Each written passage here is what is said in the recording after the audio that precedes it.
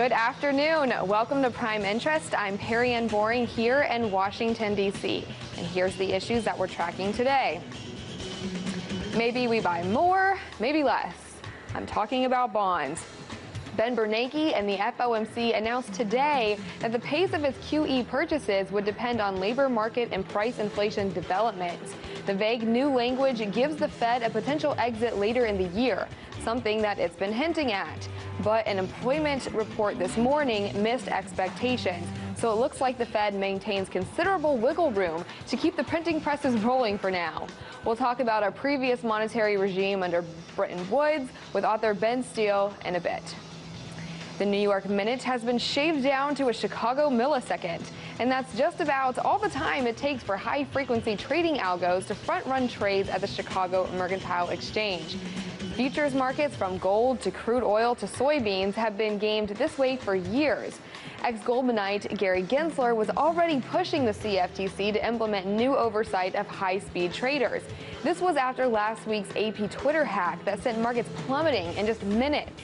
We'll discuss this and more on today's Daily Duel. And what's up? That is to head Fannie and Freddie. Mel Watt is the president's nominee to lead the Federal Housing Finance Agency. The representative from North Carolina would replace Ed DeMarco, who has been criticized by Democrats for resisting measures to help homebuyers at the expense of taxpayers. Watt will likely cede where DeMarco did not, as the mortgage giants are being wound down. Now let's get to what's in your prime interest.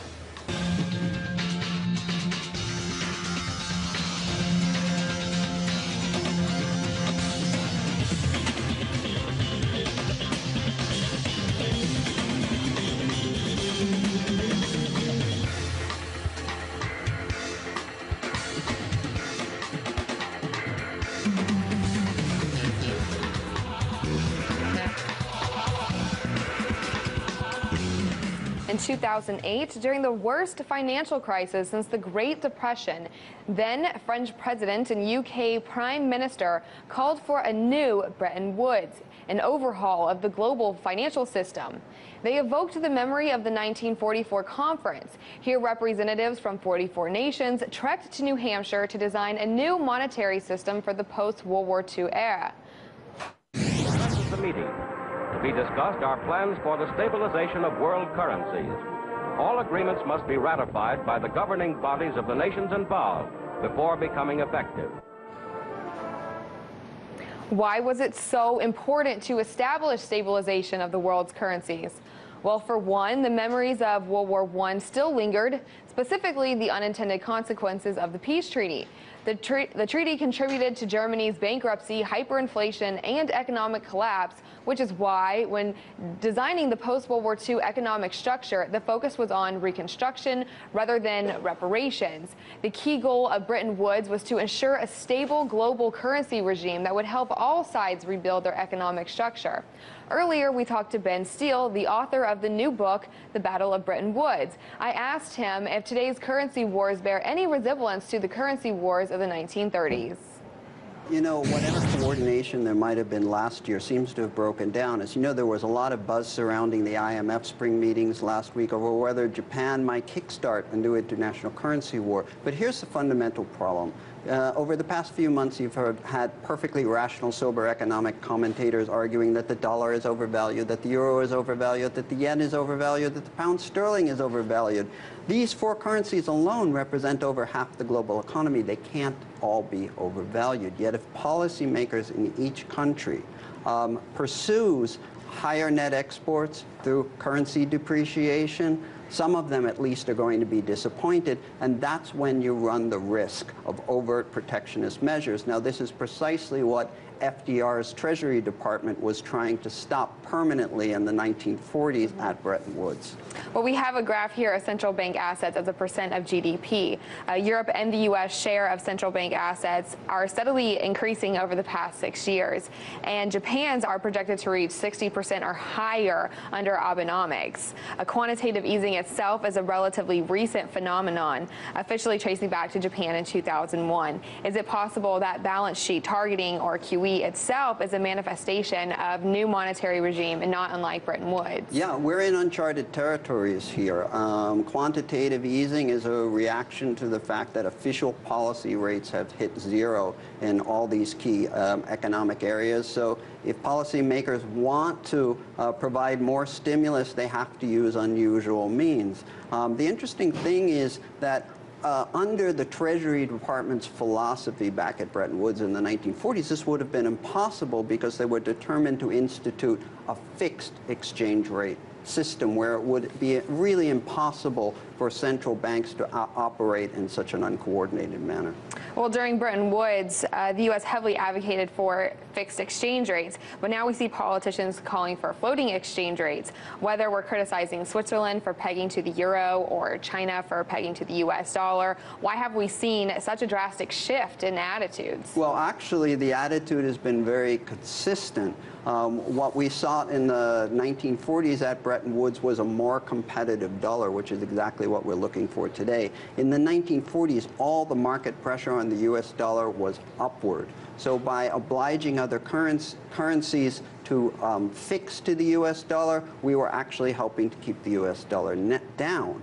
Over the past 10 years, of course, we've seen downward market pressure on the U.S. dollar vis-a-vis some key emerging market currencies, in particular China's currency. So when countries like China peg to the U.S. dollar, they're actually keeping the U.S. dollar higher, which is why we support floating exchange rates now, as opposed to the fixed exchange rates we supported in the 1940s. Well, what do you see as the outcome of all this quantitative easing?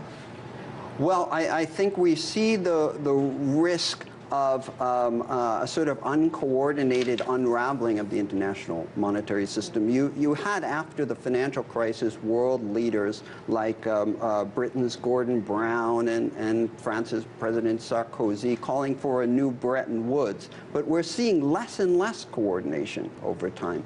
And that could kickstart a currency war as countries try to increase net exports through depreciation. But again, if they're unable to do that, then they may pursue more overt protectionist trade barriers. I'd like to talk a little bit more about the history of Bretton Woods. And from the description in your book, there seemed to be quite the political undertaking, even in the choice of location. Why was it that this global economic conference took place in such a small, unknown town in New Hampshire? Well, you know, President Roosevelt was determined not to make the mistakes that President Wilson made after World War I, in particular, not securing Republican support for the League of Nations. So New Hampshire had a Republican senator, Charles Tobey, who was going to be in a difficult primary battle. And President Roosevelt thought, well, if I can help this isolationist Charles Tobey win his primary campaign, he might become a convert to the cause, as it were, support a new international monetary agreement, and convert some of his Republican colleagues. And you know that's exactly what happened. But this happened in 1944. But World War II didn't end until 1945. So why did this gathering take place for a post-World War II economy before the war even ended? Right. Well, President Roosevelt in particular was not interested in international monetary affairs, was very interested in sending a political message to the enemy Axis powers that it was the United States and the Allies who had the compelling post-war vision. He actually believed that this would help bring the war to a successful earlier conclusion. There were also some major political figures that participated in the conference. One of them was John Maynard Keynes, who represented the British interest, and then Harry White, representing the interests of the Americans. Both seemed like unlikely diplomats. How did their personalities play out in the conference? They couldn't have contrasted more. Harry Dexter White was the son of Lithuanian Jewish immigrants. His father was a hardware peddler. John Maynard Keynes was born of upper middle class Cambridge academics. academics, and when they came together, it was quite explosive. And they actually had negotiations for 2 years in the run-up to Bretton Woods, and they fought fiercely about whose plan would win, the Keynes plan or the White plan. At one point in 1943, Keynes gets fed up with White, who is Jewish, and yells at him, "This is intolerable," throws his plan on the floor and yells, "This is yet another Talmud," to which Harry Dexter White responds, "We will try to produce something which your Highness can understand." Well, I found it surprising that the U.S. saw Britain as such a threat during the Bretton Woods conference. Britain had suffered major blowbacks during the war, and just a few months earlier, they neared bankruptcy. The U.S. supplied them with billions of dollars in bailouts during the Lend-Lease Act. Why was Britain such a threat to the U.S.? This is remarkable. What Harry Dexter White, from the time that he arrives at the U.S. Treasury in 1934, is convinced that Britain is the natural geopolitical rival of the United States. I actually found a memo in his archives from 1936, 8 years before Bretton Woods, in which he writes, "The more sterling countries there are in the world, the more powerful position England will be around a conference table when a conference eventually takes place." So he was determined to best the British at Bretton Woods. And Bretton Woods was really part of a larger geopolitical agenda that FDR's Treasury had, which was to eliminate Britain as an economic and political rival in the post-war world. And did that happen? Yes. In fact, the British agreed a sort of Faustian bargain with the United States. The United States provided limited financial assistance to Britain in the form of Lend-Lease aid and a post-war transitional loan, in return for which the British agreed to three things: to eliminate imperial trade preference. This is the arrangement by which Britain gave itself privileged access to the markets of its colonies and dominions. It agreed to make the pound sterling fully convertible into U.S. dollars, again at a fixed exchange rate, which was a mortal threat to British solvency because they had so few dollars and so little gold. And finally, they would have to accept the U.S. dollar as the global unit of account after the war. But as British delegate Lionel Robbins put it at Bretton Woods, we needed the cash. Well, since the U.S. closed the gold window in 1971, we have seen geometric progression in the dollar amount of debt. What kept the U.S. dollar as the reserve currency? There really wasn't any alternative. In fact, Harry Dexter White had said before Congress in 1945, when he was trying to convince Congress to ratify Bretton Woods, that it was inconceivable that there could ever be a time in which the dollar would not be backed by gold. He believed that if such a thing were to happen, the dollar would no longer maintain its privileged place in the international monetary system. But because there was no alternative, the world, as it were, gave the U.S. dollar a second chance. And I think it was Paul Volcker who in the 1980s sort of restored international confidence in the dollar and kept the international system from unraveling. Paul Volcker accomplished this by raising short-term interest rates to over 19% in 1981, which eventually quelled the turmoil and volatility in the bond markets and created a name for him as a price inflation fighter, a legacy that still earns him praise today. That was Ben Steele, author of the book, The Battle of Bretton Woods. Stay tuned as we faithfully break down fiat money. And no, that doesn't involve Italian motor cars. There might be more that backs fiat than you would think. Then producer Bob English and I will discuss the Fed's announcement today and just exactly when Ben might strap on his tightening tool belt. We should be in for quite the ride when interest rates inevitably rise. We'll also reveal who wants to put a good housekeeping seal of approval on every HFT algo. No, really. Finally, we'll take a look at the just released Facebook earnings. Stay tuned.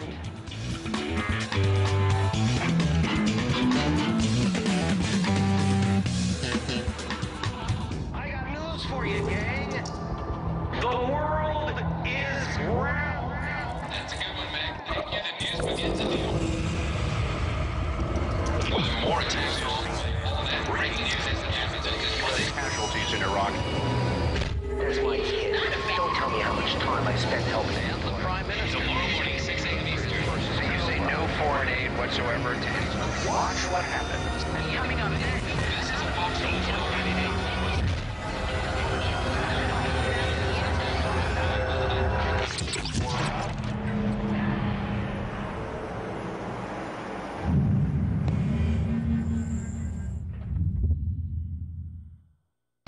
I'm the worst journalist in the world. The White House soup of the day, my favorite radio guy in Fort Lauderdale, it's minestrone chicken sausage. I want you to watch what we're about to do because you've never seen anything like this on television.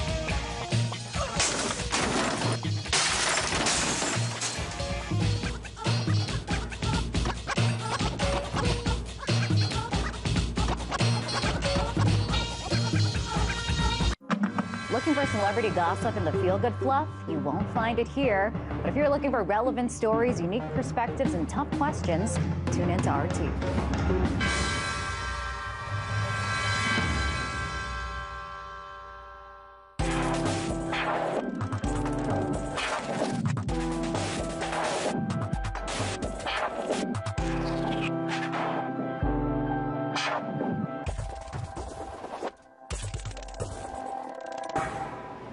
You might have seen one of these cruising the streets. It's the Fiat 500. The first models, introduced in Italy in 1957, could go from 0 to 60 miles per hour in a whopping 12 seconds. A few years ago, the U.S. Treasury, thanks to TARP intervention, guided Chrysler into a merger with Fiat. Now, the new and improved 500 accelerates along U.S. streets at a much quicker 6.7 seconds. But there's another Fiat in the monetary world with more torque and acceleration potential than a humble car could ever generate. So let's break down fiat money, or fiat currency. Investopedia says a government declares a currency to be legal tender despite the fact that it has no intrinsic value and is not backed by reserves. Historically, most currencies were based on physical commodities such as gold or silver, but fiat money is based solely on faith. So why would anyone value this paper money? Well, for one thing, governments make them legal tender, meaning all debts, but most importantly taxes, must be settled in them. Bitcoins, the open source internet currency, are another example of fiat, particularly because they have no such official backing. Talk about faith. After World War II, the U.S. dollar became the official world reserve currency. The Bretton Woods Agreement fixed the price of gold at $35 an ounce, and other countries were pegged to the dollar in specific ratios. This was not technically a monetary system since governments, but not ordinary citizens, could redeem dollars for gold. But as the cost of the Vietnam War escalated, there was a run on U.S. gold, and other countries realized that President Nixon was spending far too many dollars than what could be redeemed in gold. So what did Nixon do? Well, in 1971, he permanently severed the link between the dollar and gold when he closed the gold window. I have directed the Secretary of the Treasury to take the action necessary to defend the dollar against the speculators. I have directed Secretary Connally to suspend temporarily the convertibility of the dollar into gold or other reserve assets.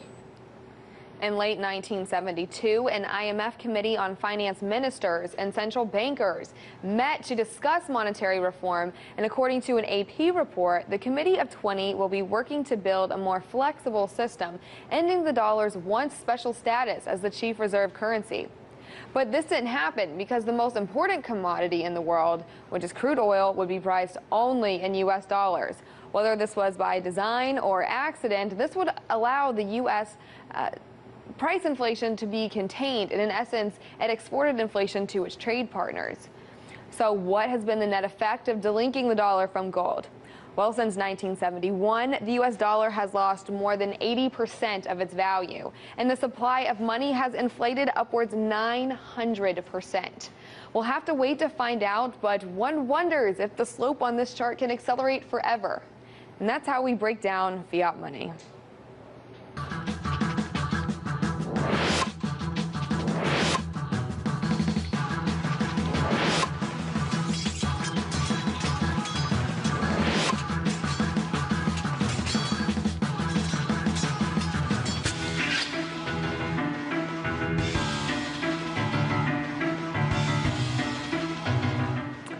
It's time now for our daily duel. Joining me is Bob English, Prime Interest producer. Great to be here again with you, Perrianne. Thanks so much for joining me. Yes. So exciting things happening today. Somewhat. Kind of, yeah. Well, the Federal Open Market Committee released their announcement. They said the labor market have shown improvement, some improvement. They're preparing to increase or reduce purchases. So what does this mean? They're going both ways. Yeah, they like to do that. They don't like to scare the markets too much. So what they've done here, Ben Bernanke and some of the other governors and FOMC voting members have hinted that they're going to finally raise interest rates. We're going into year 5 of near zero interest rate policy, but they might do it by the end of the year. So this little sentence here has been inserted into their announcement, which comes out about every 6 weeks. And so we might see interest rates rising later in the year. And that has tremendous consequences for the markets, and that's one of the things that we're going to be covering here, of course. Right. Well, I have great news for you. Okay. I know how much you love the Fed. Okay. You can now live at the Fed. And where is this?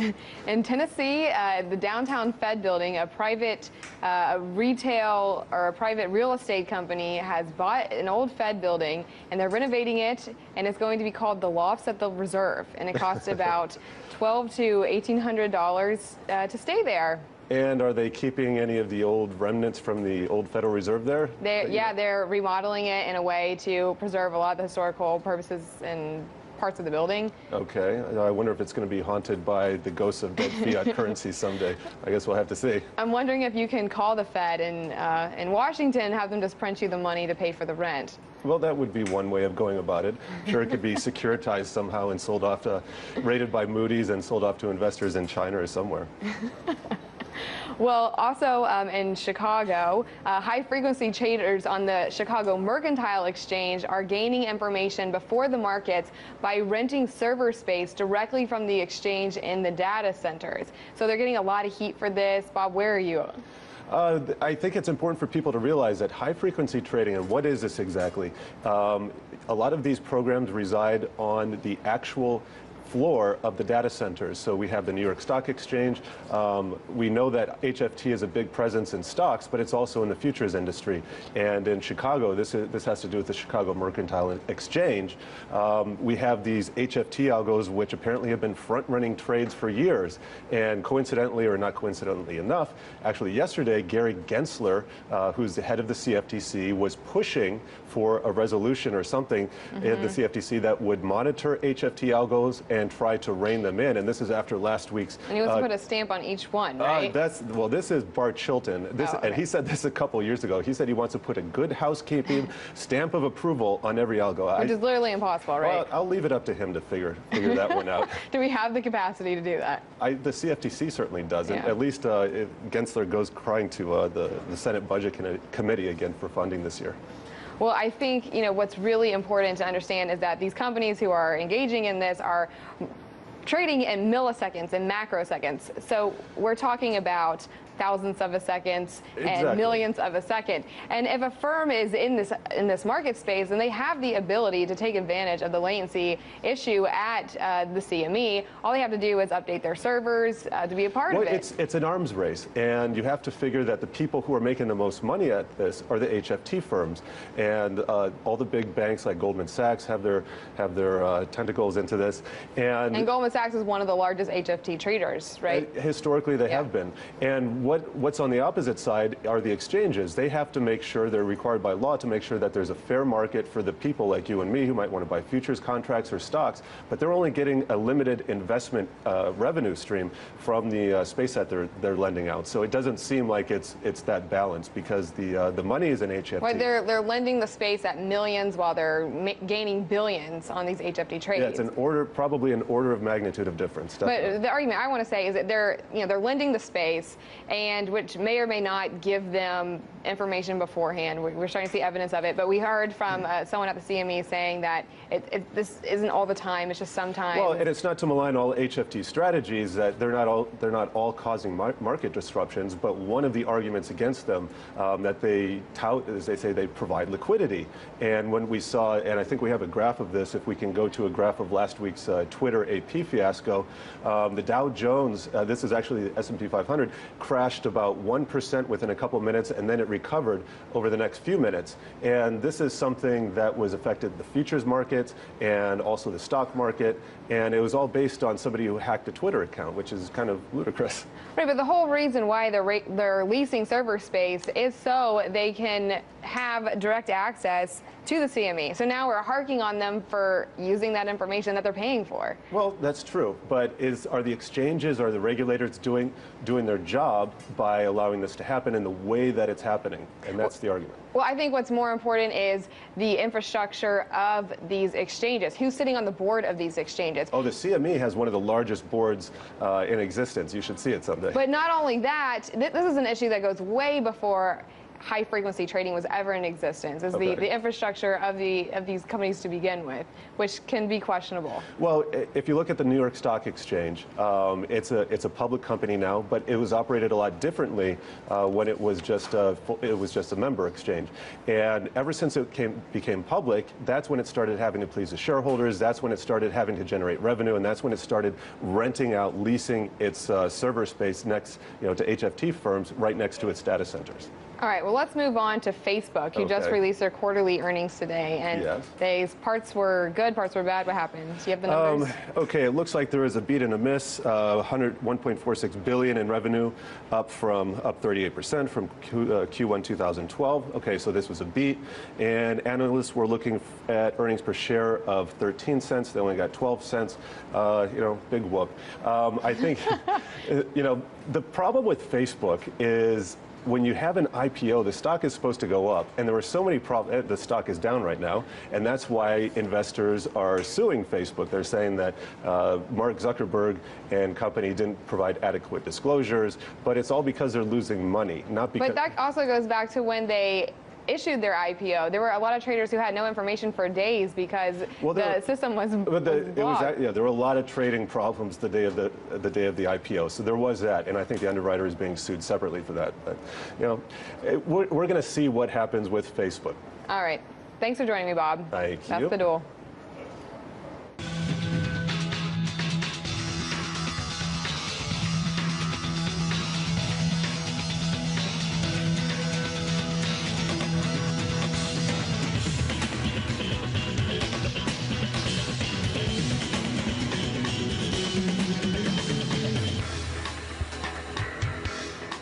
It was a ho-hum day at the Fed, but that didn't stop us from deconstructing the Fed non-speak. The chairman does like to have his bonds and hold them too. You can't eat a bond, right? We also discussed the flamboyant Keynes and his U.S. rival Harry White as they duked it out in the woods of Bretton for the future of currencies. We broke down fiat money, then closed by looking at the frequency, which trades can be made when you're sitting next to the exchange data server. Hint, it's pretty high, which Mark Zuckerberg might be after a beat and a miss on his Facebook earnings. And speaking of which, be sure to follow us on Facebook at facebook.com/primeinterest. Thanks for watching, and make sure to come back tomorrow. And from all of us here at Prime Interest, have a great night.